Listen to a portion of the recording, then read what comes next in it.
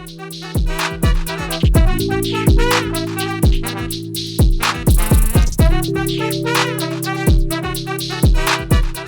welcome back, free thinkers. It's Montel Williams, and today you're listening to Free Thinking with Montel. And of course, I'm your host. And in Free Thinking with Montel, we challenge the status quo and we explore the depths of the human experience. And today we're peeling back some layers of identity and some family secrets, a topic that is extremely fascinating to me, and it's extremely complex. Some things we're going to talk about today I probably have never spoken about. But because I'm joined today with this remarkable guest, Gail Lukasik, whose latest book, What They Never Told Us, dives into the real stories of people who uncover hidden truths about their families and discover new layers of themselves in the process.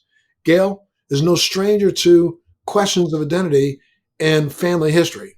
You might know her from her best-selling book, White Like Her, which recounts her own discovery of racial passing within her family. Her work has been widely recognized, featured on platforms like the BBC, PBS, the Washington Post, and even, I think, NBC. Gail, thank you so much for being here and joining us today on Free Thinking with Montel, sir. Ma'am? Thank you, Montel, for inviting me to be here. I'm really excited to share my story and the story of... I'm so excited to cut you off. I'm so excited to hear your story.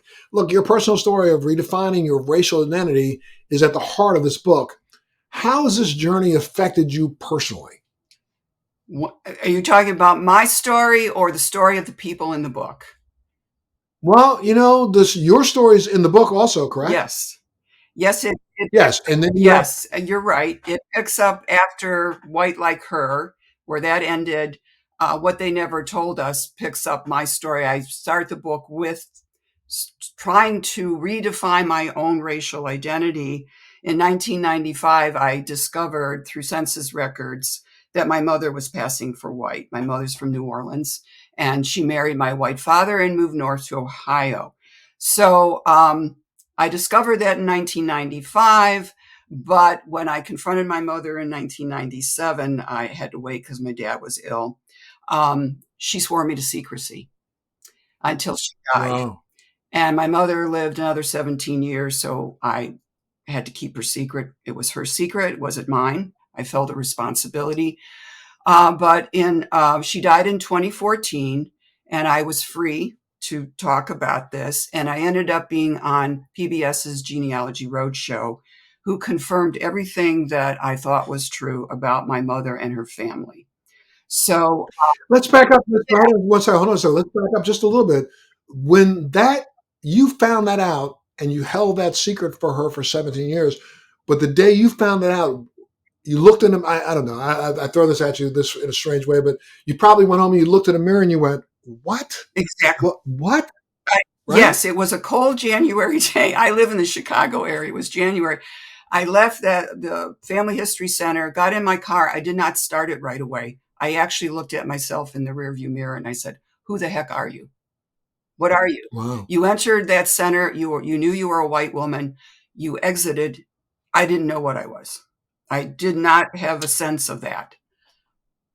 And did you come up with that day or the next day or a week later, did you come up with what you consider to be a definition of what you were or who you were or what your makeup was? Do you consider yourself biracial? Did you consider yourself multiracial? Do you consider yourself a person who had just I think if 90% of America would probably freak the you-know-what out if they literally, really, truly did a genealogy test to realize how mixed their gene pool really truly is. I think a lot of people would just it would blow their minds if they really had to stop and think to themselves, wow, I never knew that about myself. What did you define yourself as of that day moving forward? Well, I didn't. I'm a researcher. So I came home, I told my husband, and then I talked to one of my best friends, and she said, "You don't have enough information. You need to write to the state of Louisiana as if you are your mother and say you lost your birth certificate." And that's what I did. And so I did get my mother's birth certificate, open it up, and in 3 letters, her race was defined as COL, which I assume meant color. She was born in 1921. So I wasn't going to let it stop there. I sent another letter to the state of Louisiana, and I said, "Define for me what you mean by colored." And they sent Right. me And what did back. they say? Yeah, I mean, I want to know what they're talking about. So they sent me back a very official document saying COL means a person of color, and in most cases, a person of African descent. So I had my answer. Gotcha. But So now, I was not defining yet as I got to tell you, Montel, it took me years to redefine my identity. Even and after, if I were to walk up to you today, yeah, out of the blue, you're not on my podcast, and say, "Man, I'm sorry, what ethnicity are you?" What would you say?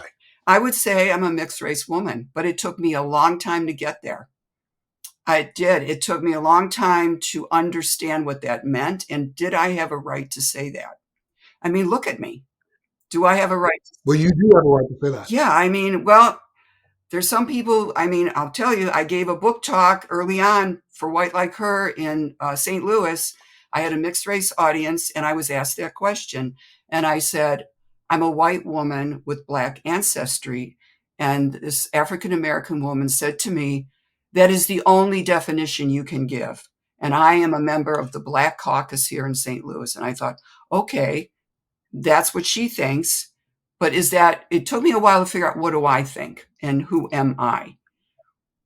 Right. And that, from my perspective, I'm sorry, what audacity she had to say that to you, in the sense that in America, one drop of black blood meant you were African Exactly. American, period. Exactly. That was the definition that our government used. So therefore, that's the definition that I would suggest that you have a right to use if you chose to. You also would have the right to say, you also have the right to say, I'm, I think the way you answered it is perfect. I am a Caucasian woman with some African ancestry. Okay, I have no problem with that. Well, then I'll continue. Then I went on the Megyn Kelly Today Show, was asked the same All right. question, gave the same definition. About, I would say, a week or two later, an African American woman, she identified herself as Black, skewered me. She said, Oh oh, no. she said that no Black person should read my book, that I was not honoring my Black heritage. So, over time, I began to see that it didn't matter what answer I gave. Someone probably was going to be unhappy with me, depending on how they wanted me to define myself. Absolutely. It was just crazy. And again, that first book, and how was, I'm interested in asking this question. I'm sorry. Let's put her on the spot. What was Megyn Kelly's reaction to you? She was great. I know, Was it? yeah. I even think she did her research. We also had two of my lost family members, and I put lost in quotes um, because my mother passed. She cut herself off from my grandfather's second family, which I didn't really know about. I didn't know he had five additional children, and they didn't know about me. No one knew about me. So once Mm. I was on Genealogy Roadshow, I was contacted by one of my first cousins that I didn't know lived or existed, and so they cousin Stephanie and my new uncle Fred were both on that show with me. So she was very welcoming, and it was a very good experience. Really? And now again, let's talk. We were talking about two books at the same time. White Like Me was the first book. White Like Her, White Like Her was the first yeah. book. And as you toured for that book, tell me some other reactions that you got from people in the audience when you spoke about the book. Well, it was always most people were great.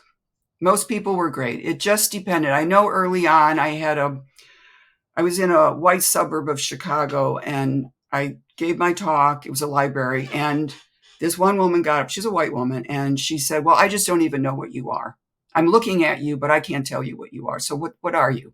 It's like, It's like, I don't know what to say. I mean, I said to her, "Do you want my DNA? Is that what you're looking for?" I wasn't sure where that was coming from. It really threw me, but that was early on. As I went on and did more talks, I did a lot of talks. I got used to this, so I was better at defining myself. But like I said to you earlier, it took me years to figure out, be comfortable with my own racial identity and redefining myself. And that's where I ended up deciding, if we just even look at DNA, we look at what my family, my mother's side of the family, the Fredericks, who go all the way back to 1700s Louisiana, endured. I have two enslaved women in my family that I know of. Um, Everything they endured up into my mother's generation in Jim Crow South. I think our family has earned to say we're mixed race. I've earned to say that, and that's what I am. And when I No, did, listen, yeah, and when I filled out the 2020 census, that was the first time I declared that I actually coined it. and please, I'm not trying to. I don't want you. Please do not be offended by this question because I'm just asking. On the day before you figured this out and you identified who you were, did it make you go home and have to think about some of the preconceived notions that you may have had about the other portion of yourself? Do you understand what I'm saying? Yeah, I do.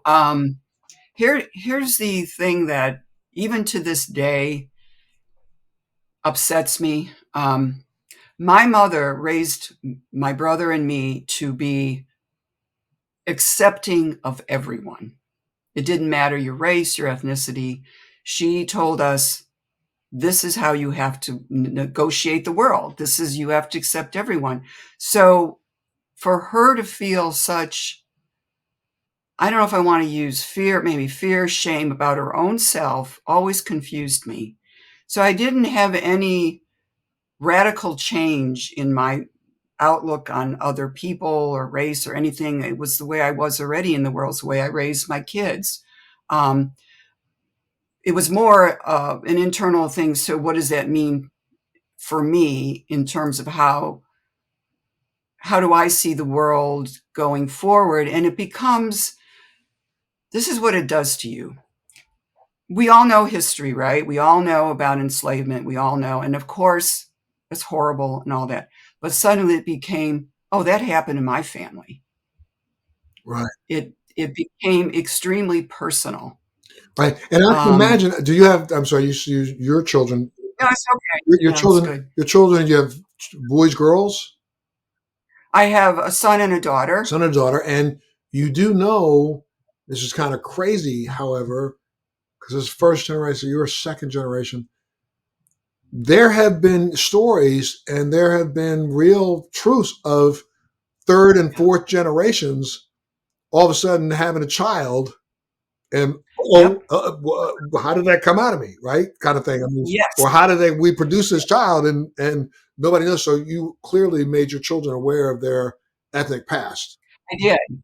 I did. And they were cool with it. They were like, this is great. This makes our family so interesting.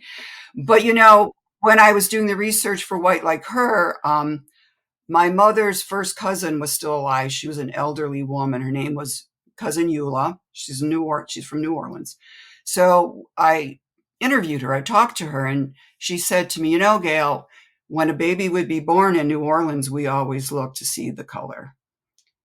So that's what she told me. And her and her whole family moved to California because they felt they'd be more accepted in California as mixed race.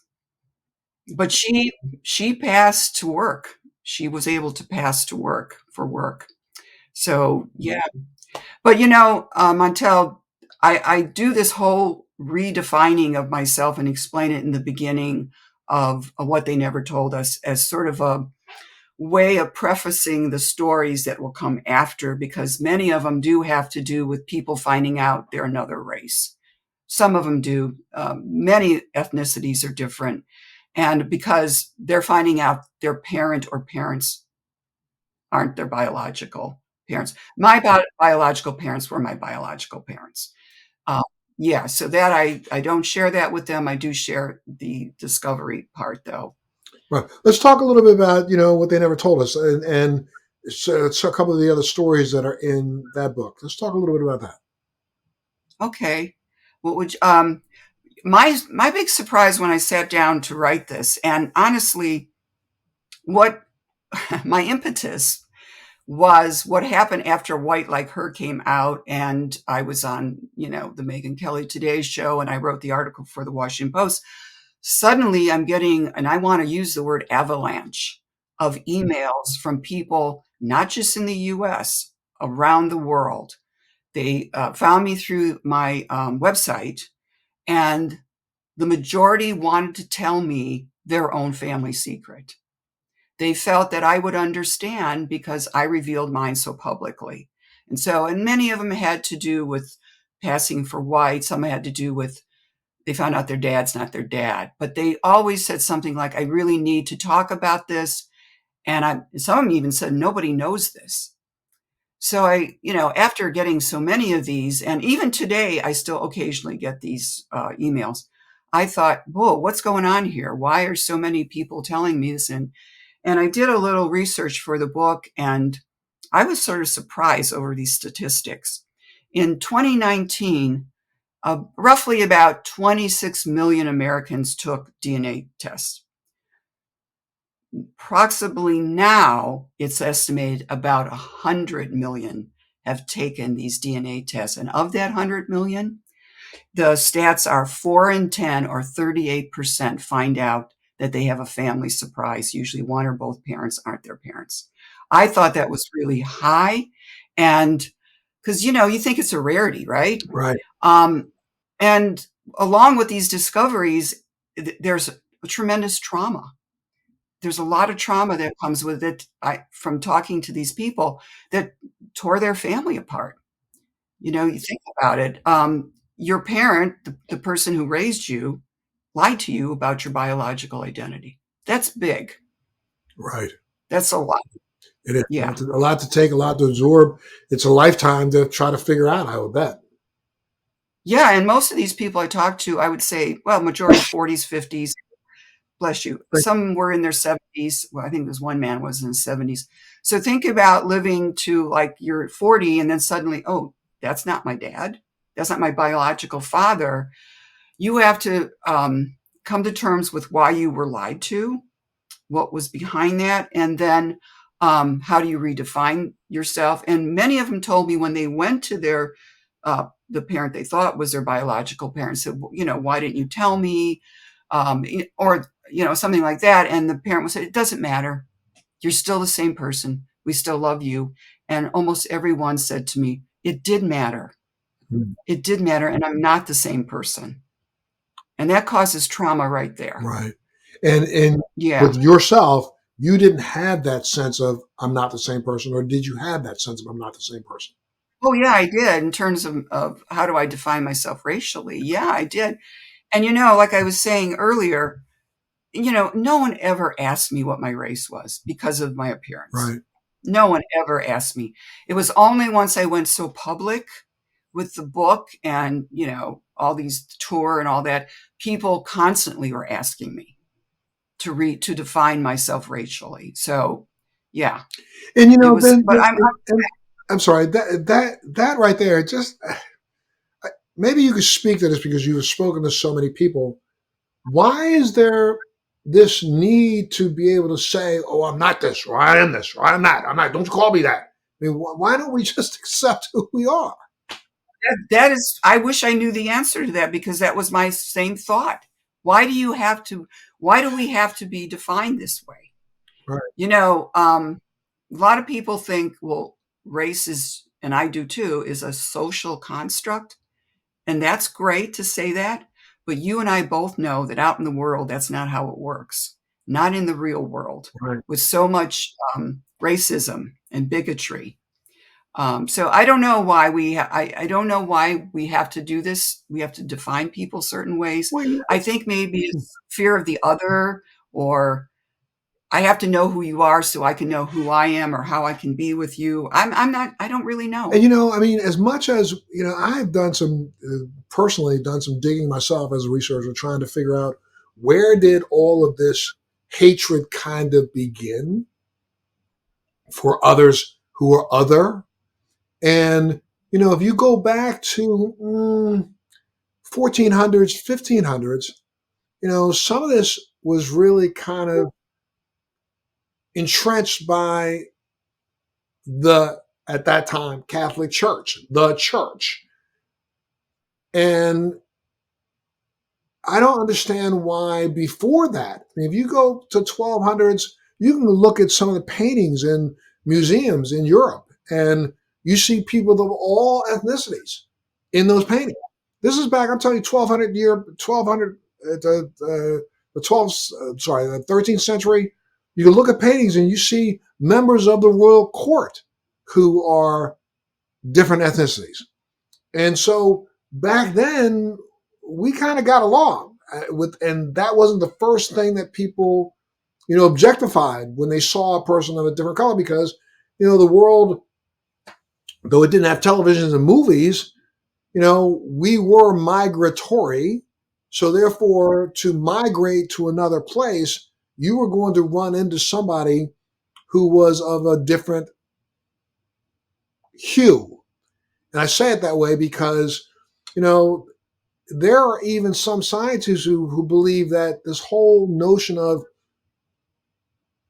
Caucasian versus people of color is something that really is a more 15th century and later issue. It wasn't an issue before that because, again, migratorily, people moved to eat and they cohabitated with others no matter what they look like, as long as they weren't Neanderthal.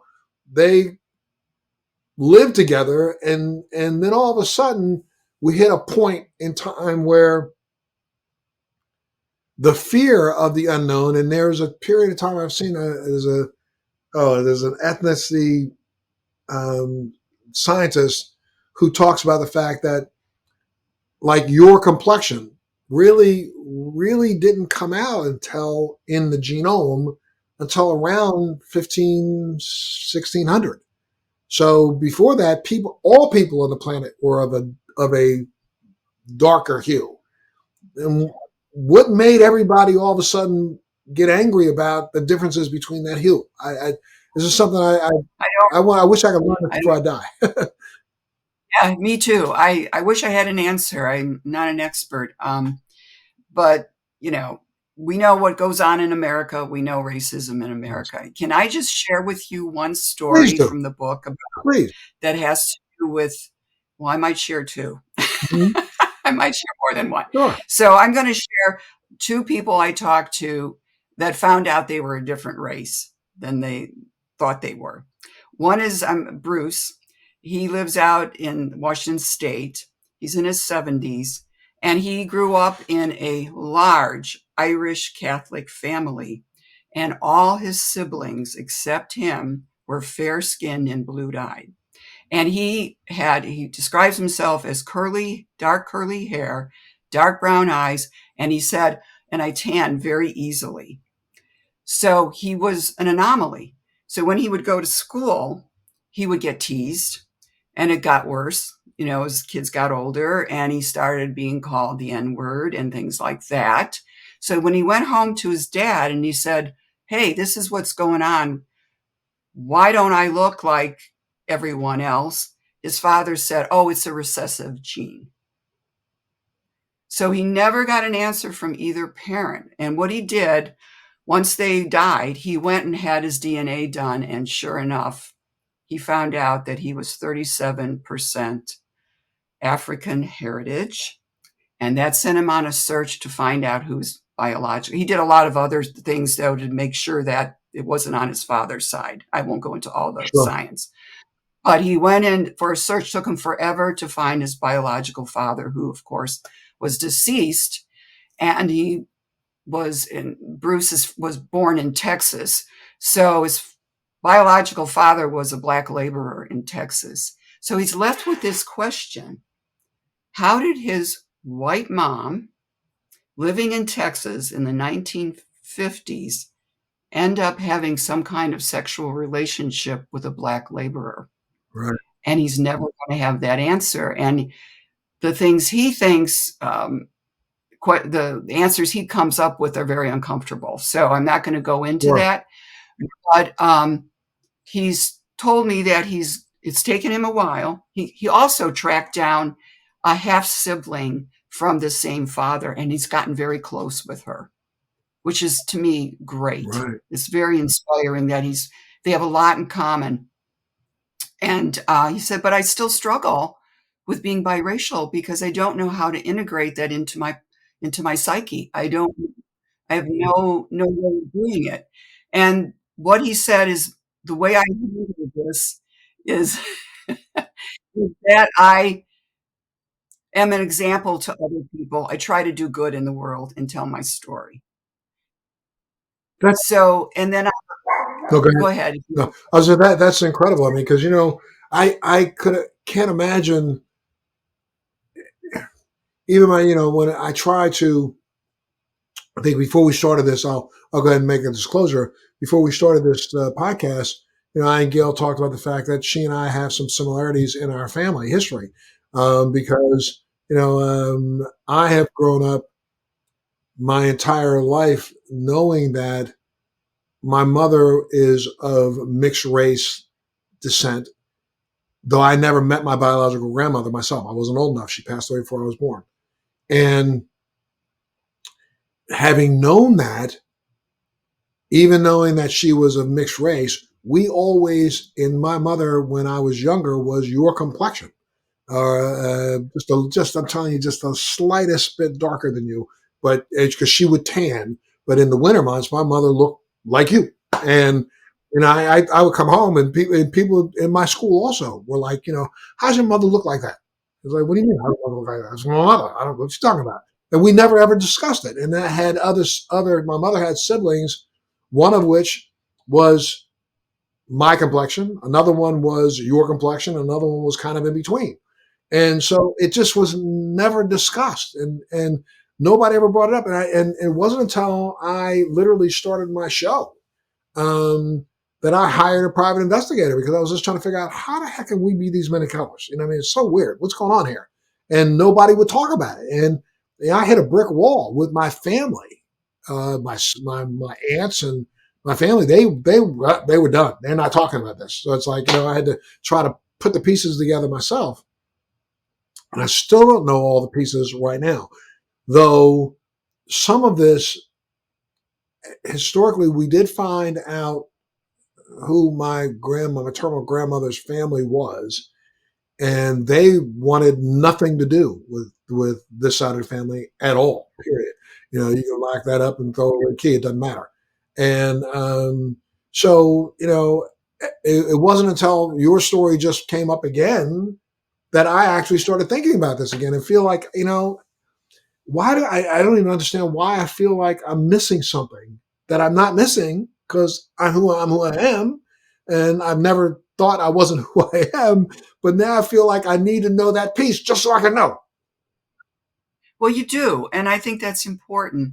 One of my great sadness about this whole thing with my mom is that, I told you I kept her secret for 17 years.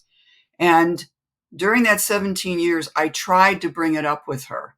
And every time I did, she would say something like, well, how are the kids?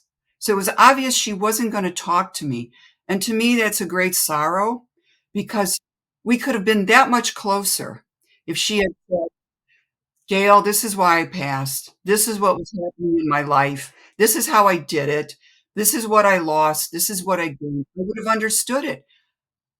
I have no way of understanding other than my research into passing and talking to other people. I don't know what her story is. And did you ever I say, now you said your father had passed, you never had this conversation with your father? No, because he all right, I made the initial discovery in 95, he passed in 97. So, and my mother, at that point told me I can't talk about it with anybody. I even asked her if I could talk to my brother, who's 5 years younger than me, and she says, "You can't even tell him. I don't want you telling anybody." So I understand where you're coming from with your family. Sure. And did your father? Do you think, now looking back in life, thinking to yourself, I wonder if he knew? Do you think he knew? I thought about that, and I asked cousin Eula, who knew my father in New Orleans when he was stationed in the New Orleans area, and she said, "I don't think he ever knew." And when someone's passing, I'm sure you're aware of this, the family keeps that secret. You don't disclose, you don't out someone who's passing. Sure. That's a no-no. Right. Yeah. Yeah, so my mother's family kept that secret for her. And in your second book, or how many books have you written total so far? Well, they're the only two nonfiction. I've written 5 mystery novels. Okay. And your second book, in that one, let's talk a little bit more about just the situations evolving or surrounding some of the other families that you identify. Because it really, for them, did it become, were these people who had reached out to you after you wrote your first book, or these were just people that you found along the way? How did you come up with them? Well, no, I there's only one person who actually messaged me, and her name is Jane from New Orleans, and she went through Facebook Messenger, and she said, I'm aware of White Like Her.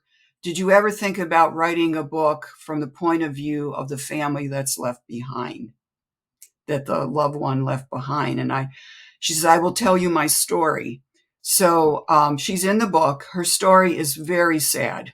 I'll just say that up front. And it was hard to listen to. She had an older sister. I think it was in 1975. They were to get together, her sister and her and the parents, for Christmas. Her sister calls her and says, you can't come over here because we're entertaining white people. And basically she said, my husband and I have now decided that we're going to be white. She never saw her sister again until their mother was dying in the hospital. Wow. And they lived close by. They were only like 20 minutes away. They never saw each other again. Her sister just totally cut her out. Were the colors different enough that you could tell, or? Oh, well, the way Jane describes herself, she reminds me of my mother's family. She says, we're Creole. God. She says, I identify as Black, but we're Creole. But yeah, they both could easily pass. No problem. Yeah, they could pass. But Jane was so sad. All that time. She missed with her sister. She missed with her sister's children. And the irony here is she went on to have 6 children total with the man that the two of them decided to pass. And then after she had the 6 kids, he left her, and this is how Jane describes it, for a real white woman. Wow. I mean, yeah, so sad. Yeah, and she said, the last time I saw my sister, I was in the hospital. My mother is dying, and she says, I regret it now, but I just told her off. I was so angry, and I said, how could you have done this to us? You betrayed our family. You just left us. And her sister just sat there and said nothing. And that was the last time she spoke to her alive. So she said, I regret it. I wish I hadn't done that, but I was so upset. And Gail, you literally you're in a situation where you're in a position to really reflect on what's going on in this nation differently than most other people. Yeah. And Yeah. when you reflect on the times of today, you see how all of a sudden all this racial animus, all this racial hate is coming back up to the surface again. This must really just bite at you at your core, does it not? It does. I become extremely upset and very sad. I just don't understand. Well, I do understand it, but I hate it. Right. Okay. And it just gets to me. It really gets to me. I did a podcast some years ago. It was called My American Melting Pot. And I was on there with another woman who also, like me, looks very white, but has, African heritage. And the host said to me, Gail, I'm listening to you and everything you've done. And she said, I don't know if you realize this, but you're sort of an ambassador for Blackness for white people, to explain Blackness to white people. And I thought, yeah, most of the time my audiences are white. And I guess that's what I'm doing. And that was sort of, for me, the turning point to really redefine my racial identity, no longer saying I'm a white woman with Black ancestry. It's like, no, I'm not doing that anymore. I'm a mixed race woman. I want these people, whatever race, ethnicity they are, to look at me and go, wait a minute, how does she do that? Why did she do that? What's going on? I want them to think. I'm a storyteller, and I tell the story, and I hope people take the story and think about it. I'll tell you a real interesting thing that happened. Sure. I was, again, all white audience. I was giving a talk about my mother White Like Her, that book.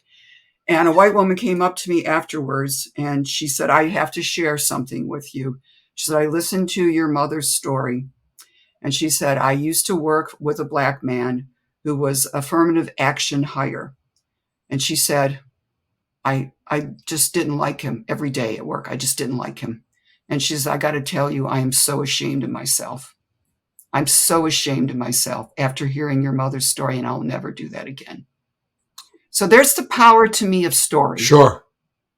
To get these stories out there. And can I share one more story about Please race? do. Yes, please. Yeah, this is the opposite of Bruce's story. This is Kara's story. She was raised to believe that her mother was white and her father was black, that she was biracial. She lived in the Seattle area. And called all kinds of racial slurs growing up. But she fiercely defended her black identity. She was in a class one day. A girl said to her, are you biracial? And she said, I am. She said it proudly. And the girl slapped her in the face. Slapped her. I mean, you just can't even believe these stories. Sure. So she said to her dad, her black father, she said, you know what? She said, I'm going to get one of those ancestry kits, one for you, one for me. I want to go to Africa. I want to trace our family. So she gets the kit. She takes the test. She opens up the results.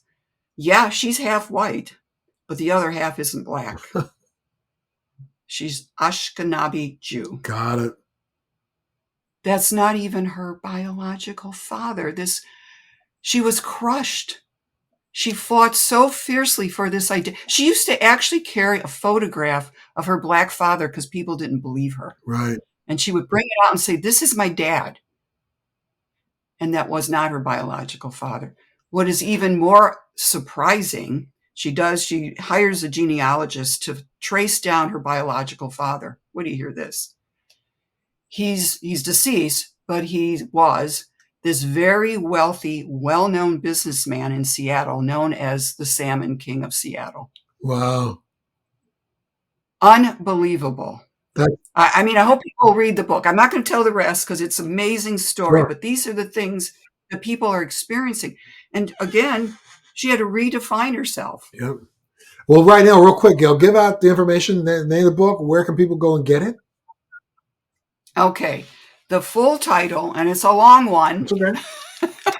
My editor helped me with it. So it's What They Never Told Us, True Stories of Family Secrets and Hidden Identities Revealed. You can get it at Amazon, Barnes & Noble, anywhere that sells books. And if people wanted to reach out to you, where would they go? GailLukasik.com. Just do my name. It'll come up. I know it's a hard last name, but I'm sure you'll have it up there. Sure. And what would you say to people who are tuned in right now who either know a secret or think they know a secret, or they know a secret and they're thinking they may share it with their sibling or what advice do you give a person? Secrets, boy, when they come out, they can actually destroy or they can build. What do you say? What kind of advice would you want to? Well, first of all, I would tell people, because of DNA tests, family secrets aren't staying secret anymore. So just be aware of that. If you're thinking of taking a DNA test for yourself, I think you should be prepared that you may get a surprise. And for the parents that may be keeping the secret, I would remind them that your adult child may take a DNA test and to think about, is it better for you to tell them the secret and explain why it was kept secret? Or do you want them to have a shock? So, I'm not telling people what to do. I'm just telling people to think about it, because I think you have to do what's right for you. But, I was surprised by my secret. If I can just end with something I wrote in White Like Her, which I think summarizes what you're asking me. Sure. If that's okay. Please. At the end of chapter 1, I say, we all think we know who we are. We all believe what our parents tell us about our families. Sometimes what they don't tell us is the real story. Profound and unbelievable. Thank you so much for being a part of the show today, Gail. I don't know what to say other than an incredible story. Thank you, Montel. It's been wonderful talking to you. Oh, just a joy talking to you too. I may reach out in the future just to get another dose of Gail to help me do what I need to do. You know what I'm saying? I would love it. I would love it. Do Yeah, it. for sure. You take care of yourself. You stay well. Love that family of yours. Thank you. Thank you for being who you are. Thank you, Montel. Yes, Thank ma'am. you so much. And make sure you keep tuning into Free Thinking with Montel. Thanks for joining me on Free Thinking with Montel. Please make sure you're subscribed and hit the bell to be notified when new episodes post each week. We'd love to hear feedback, so please send us your comments.